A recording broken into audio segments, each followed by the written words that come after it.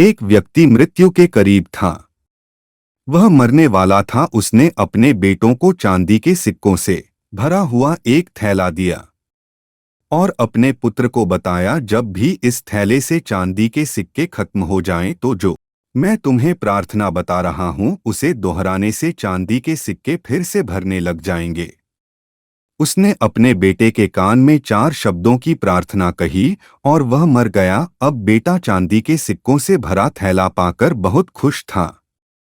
उसे खर्च करने लग गया। वह थैला इतना बड़ा था कि उसे खर्च करने में बहुत साल बीत गए, लेकिन इसी बीच वह 4 शब्दों की प्रार्थना ही भूल गया।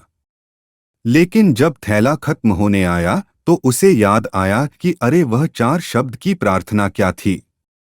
उसने बहुत कोशिश की लेकिन उसे याद ही नहीं आया।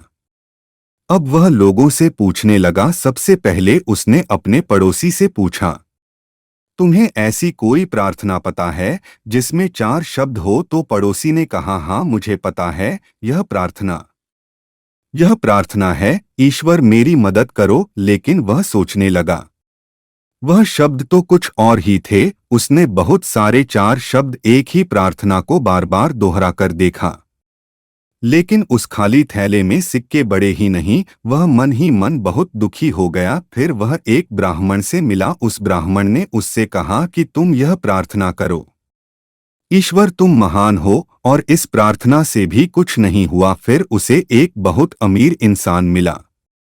उसने कहा, तुम यह प्रार्थना करो, ईश्वर मुझे धन दो। लेकिन उस प्रार्थना से भी कुछ नहीं हुआ।